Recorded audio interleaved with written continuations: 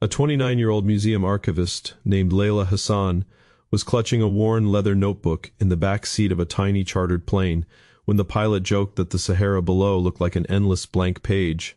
In that moment she realized two things at once.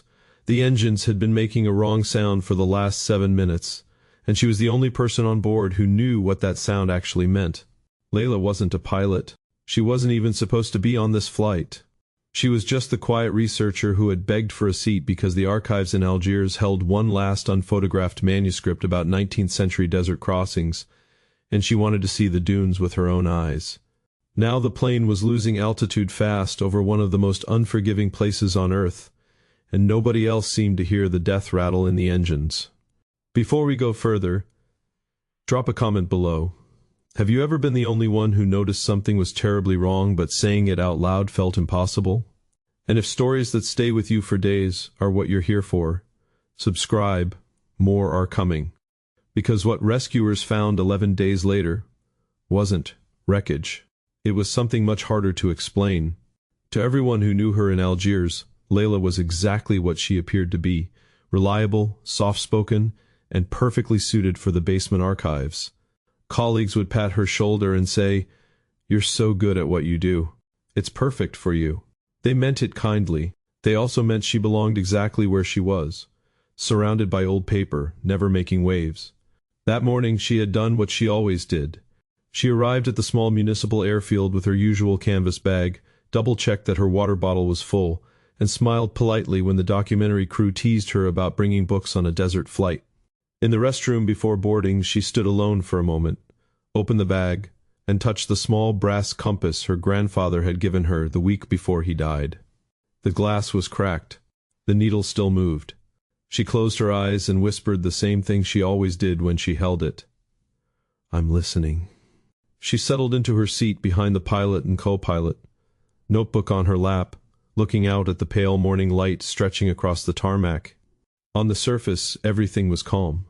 Underneath, that familiar, quiet unease she could never quite name had already begun to stir. What nobody knew about Layla was that between the ages of 12 and 19, her grandfather, a former Tuareg caravan guide who had spent decades moving across the Sahara before maps were reliable, had taught her things most city people never even imagine. She remembered the smell of hot sand and mint tea. She remembered the way his voice would drop when he showed her how to read wind lines on dunes, how to find water by watching birds at dusk, how to walk at night when the stars gave direction. One afternoon when she was 15, after hours of practice with the broken compass and a piece of string, she asked him, "When will I ever need to know this, Jito?" He looked at her for a long time, the desert wind pulling at his scarf, and said, "You'll know. And when you do, everything changes." He had also taught her something surprising, that the worst thing you can do in the desert is trust technology completely. Radios fail, GPS drifts, batteries die. The sand, he said, is older than every machine we build. Back in the present, the plane shuddered once. A small warning light blinked on the dashboard. Layla's fingers tightened around the notebook. The flight had left at first light. The Sahara in early morning had that particular soft gold color that makes everything feel forgiving. The air inside the cabin smelled of coffee from the thermoses and dust from the runway. The pilot, Captain Malik, was in his late 40s, confident, humming an old song. The CO pilot, young Samir, kept checking his phone even though signal had already vanished.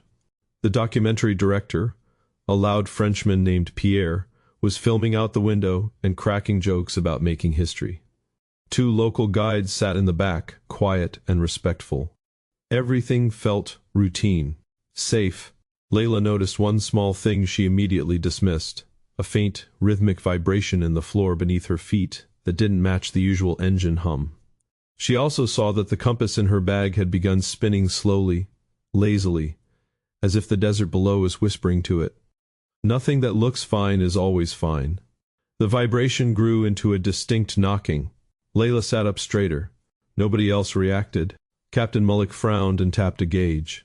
"Minor fluctuation," he said, but his voice had lost its easy rhythm. Standard procedure calls were made. Nothing came back clearly. The left engine coughed, then simply stopped speaking. The plane began to descend in a long, unwilling glide. Pierre stopped filming.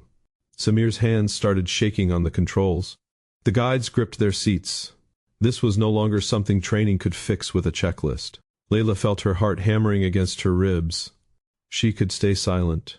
She could let the professionals try. Or she could speak and become the strange woman who thought she knew better than pilots. Both choices felt impossible. Both carried shame.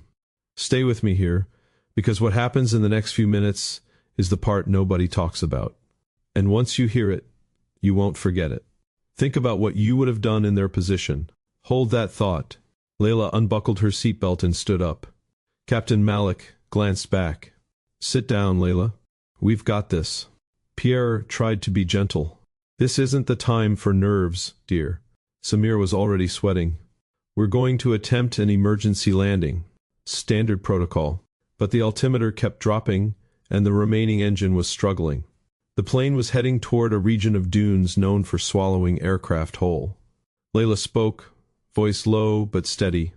The knocking before the failure, that was fuel starvation from a clogged line, not a simple mechanical issue. We're not going to glide far enough for a flat landing. We need to aim for the hardpan plateau 3 degrees north. I can see it from the window. They stared at her. She reached forward, pointed at a specific switch, and said, "That circuit controls the auxiliary pump.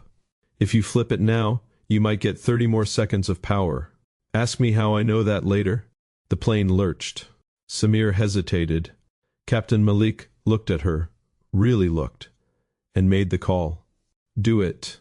The anchoring compass in her bag caught the light for a moment. It no longer felt like a keepsake.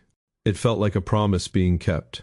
She thought of the 2 guides' children, waiting back in Tamanrasset.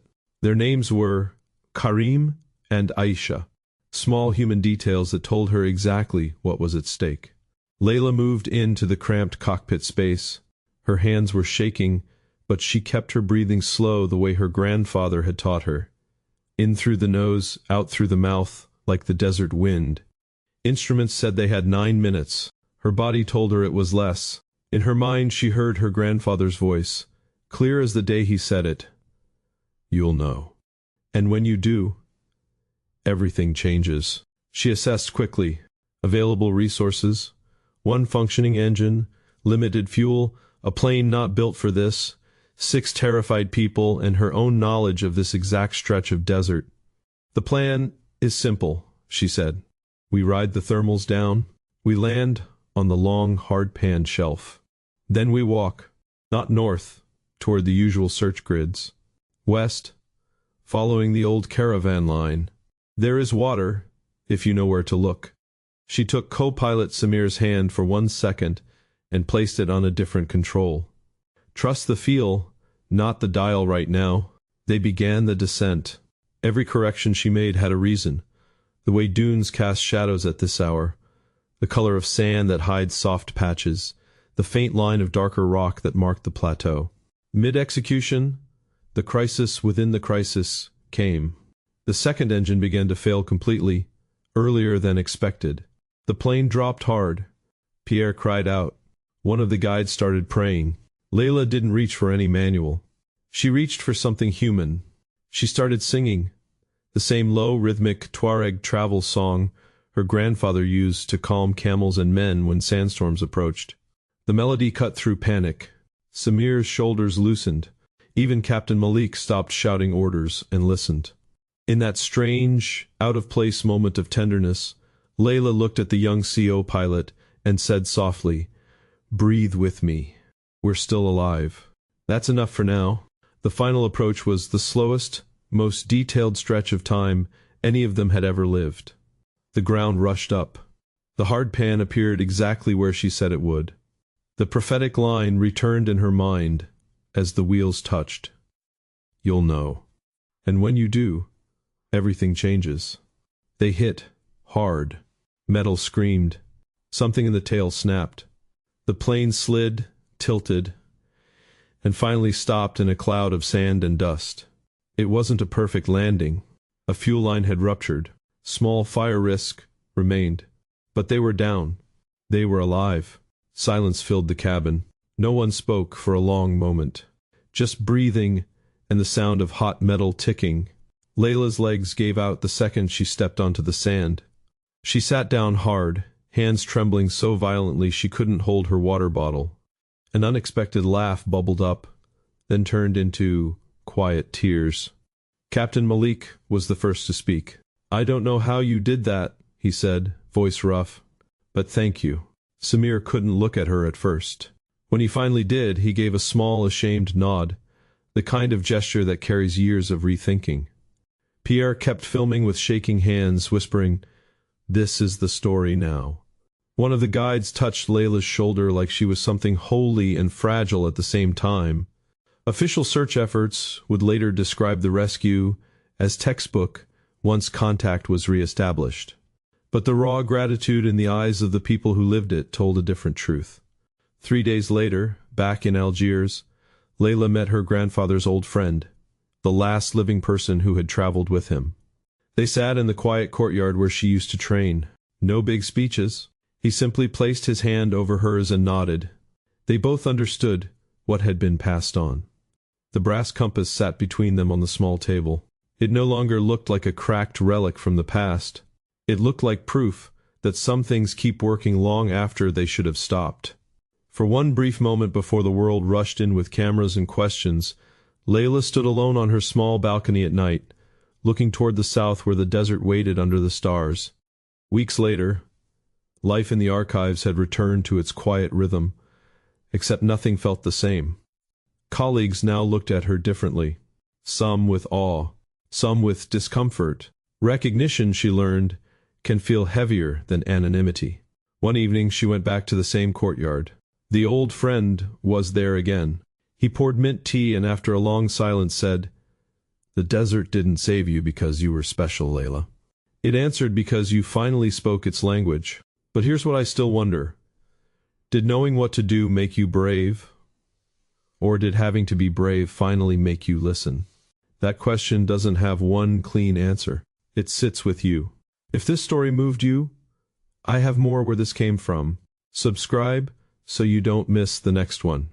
And leave a comment below telling me which moment in this story stayed with you. I genuinely want to know. In the end, the Sahara didn't just test a woman who carried an old compass. It reminded the rest of us that sometimes the person you least expect has been quietly learning how to save you all along.